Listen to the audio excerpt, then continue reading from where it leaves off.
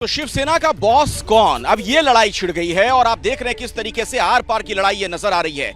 इस पूरे मामले में एबीपी न्यूज आपके लिए बड़ी कवरेज लेकर हाजिर है। हमारे साथ जितेंद्र दीक्षित सामना के दफ्तर के बाहर से लगातार जुड़े हुए हैं। सूरज ओझा गुवाहाटी में उस होटल के बाहर से मौजूद है हमारे साथ, जहां पर इस वक्त एकनाथ शिंदे गुट के तमाम विधायक हैं। हमारे साथ राजेश त्रिपाठी भी पालघर से जुड़े हुए हैं और दो खास मेहमान जो महाराष्ट्र की सियासत को बखूबी समझते हैं, समीर चौगांकर साहब और सुनील चवाके जी हमारे साथ मौजूद हैं।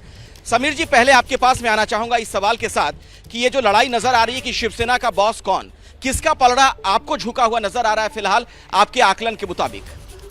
देखिए, महाराष्ट्र की जो राजनीति का जो अभी नाटक चल रहा है उसमें दूध का दूध पानी का पानी पूरा बहुत साफ हो चुका है। मुझे लग रहा है यह पूरी तरीके से अब शिवसेना उद्धव ठाकरे के हाथ से निकल चुकी है और अब यह शिंदे के हाथ में चली गई है। सरकार तो जानता है, सरकार को लेकर किसी भी तरह का संशय किसी के भी मन में नहीं है। उद्धव ठाकरे भी जानते हैं, शरद पवार भी जानते हैं और उस समय कांग्रेस का नेतृत्व भी जानता है कि महाराष्ट्र में सरकार चली गई है। उद्धव ठाकरे की अब चिंता शिवसेना को बचाने की है। मुझे लगता है कि अब जो समय लग रहा है वह शिवसेना को अपने हाथ में लेने के लिए समय लग रहा है और मुझे लग रहा है अब शिवसेना का सिर्फ सत्ता ही नहीं जाएगी, शिवसेना का सिंबल भी शिवसेना के हाथ से जाने की स्थिति में आ गया है और अब मातोश्री के हाथ में अब कुछ नहीं अच्छा, बचेगा। आपको लग रहा है सिंबल भी जा सकता है? सुनील जी, आपको क्या लग रहा है कि उद्धव ठाकरे के सामने क्या यह संकट है कि सरकार तो जा ही रही है, पार्टी भी ना हाथ से निकल जाए? सरकार तो या बाला साहब ठाकरे के नाम पर रहेंगे वो पार्टी के प्रमुख? जी, सरकार तो जा रही है, ये तो स्पष्ट है। उद्धव ठाकरे जी अब मुख्यमंत्री रहना बहुत असंभव लग रहा है, लेकिन मुझे ऐसा लगता है कि सिंबल की जो लड़ाई है या पार्टी की जो कब्जे की लड़ाई है ये बहुत जटिल है और वो उसको कानूनी दांवपेच उसमें बहुत चलेंगे और ये बहुत लंबी लड़ाई है, इतने आसानी से वो तय नहीं होने वाली। महज 55 विधायकों में से 40 विधायक अगर आपके पास में है तो आपकी पार्टी पर आपका कब्जा हो गया, ऐसा नहीं हो सकता, क्योंकि पार्टी के पास में सांसद भी है और बाकी संगठन भी है। तो इस परिस्थिति में मुझे लगता है कि आगे बहुत लंबी लड़ाई है। और दूसरी बात यह है कि क्या ये भी तय है कि बीजेपी के साथ में अब एकनाथ शिंदे का गुट जुड़ जाएगा सत्ता के समीकरण में, तो क्या बीजेपी एकनाथ शिंदे के बलबूते पर अगला चुनाव जीत सकती है क्या? ये भी बहुत बड़ा सवाल रहने वाला है और उसका जवाब आसान नहीं है, क्योंकि ज़मीन पर जो शिवसेना का अस्तित्व है वो कई बार इसके पहले भी चैलेंज हो चुका है और उसमें शिवसेना सर्वाइव हुई है। तो यानी छगन भुजबल, नारायण राणे, जो आप बात कह रहे हैं ना सुनील जी, जो बात आप कह रहे हैं, बिल्कुल ये जो चैलेंज वाली बात आप कह रहे हैं उसको एक तरीके से चैलेंज किया भी जा रहा है दूसरे गुट की तरफ से, क्योंकि अभी की जो बड़ी खबर है दर्शकों को हम बताना चाहेंगे। दरअसल ठाणे में उद्धव ठाकरे के समर्थन में जो पोस्टर्स लगे थे, खबर ये आ रही है कि एकनाथ शिंदे गुट के लोगों ने उस पर कालिख पोतने का काम किया है।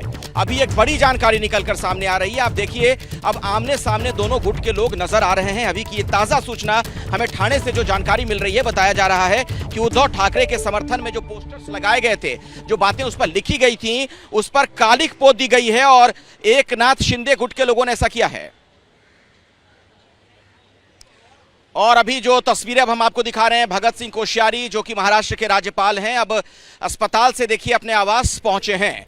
अब चूंकि उनकी तरफ सबकी निगाहें हैं कि आखिर आगे क्या फैसला होगा। राजभवन अब इस पूरे मामले में बड़ा महत्वपूर्ण हो गया है, चूंकि जिस तरीके की लड़ाई नजर आ रही है वो तस्वीरें भी आगे हम आपको दिखाएंगे। लेकिन एक बार फिर से जो खबर मैं आपको दे रहा था उसका मैं रुख करना चाहूंगा, चूंकि शिव सैनिकों में आपस में भिड़ंत शुरू हो गई है। दोनों गुट के लोग अब आर पार की लड़ाई लड़ते हुए नजर आ रहे हैं। इसी कड़ी में ठाणे से खबर ये कि जो पोस्टर्स बैनर लगाए गए थे उद्धव ठाकरे के समर्थन में, उस पर कालिख पोत दी गई। और कालिख पोतने का काम किसने किया? एकनाथ शिंदे गुट के लोगों ने। यानी अब तक ऐसा लग रहा था कि जो उद्धव गुट है वो हमलावर है, लेकिन अब देखिए इधर से भी किस तरीके की कार्रवाई की जा रही है।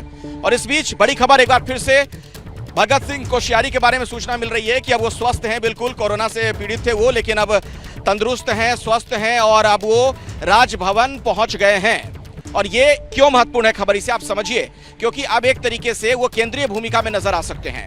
अब जिस तरीके के हालात हैं सूबे में, अल्पमत की सरकार फिलहाल उद्धव ठाकरे की है, अब राजभवन की भूमिका ऐसे में बहुत महत्वपूर्ण हो जाएगी। यानी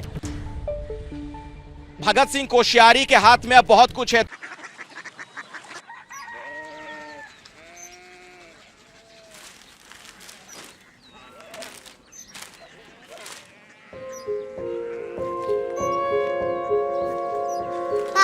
बाबा कोरिया सिटी जानी ना।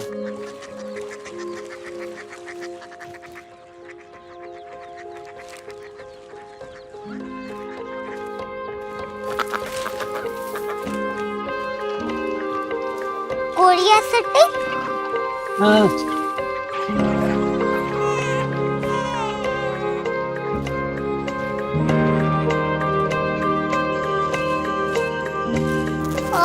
कोरिया सिटी कहाँ पे है?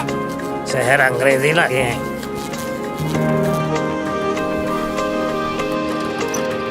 Korea city.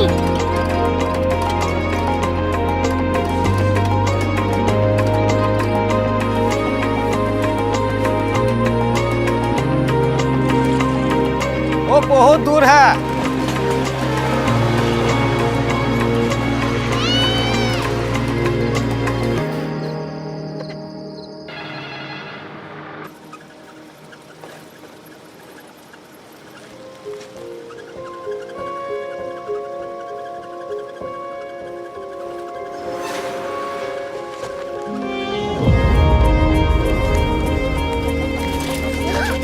Korea city.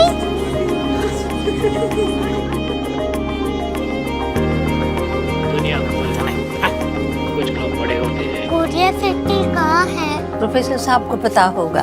हो, ये छोटा वाला ग्लोब लगता है और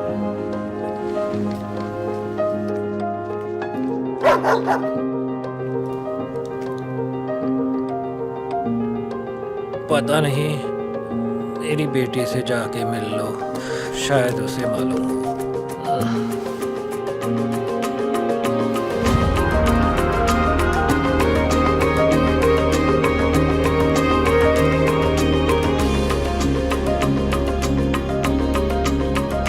हाय, बाबा ने भेजा है। Come here. Korea city. Korea city नहीं, क्यूरियोसिटी।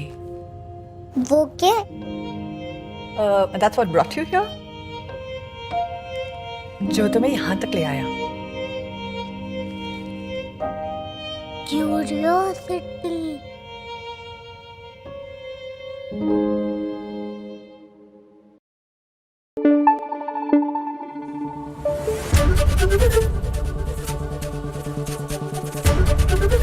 एबीपी न्यूज आपको रखे आगे।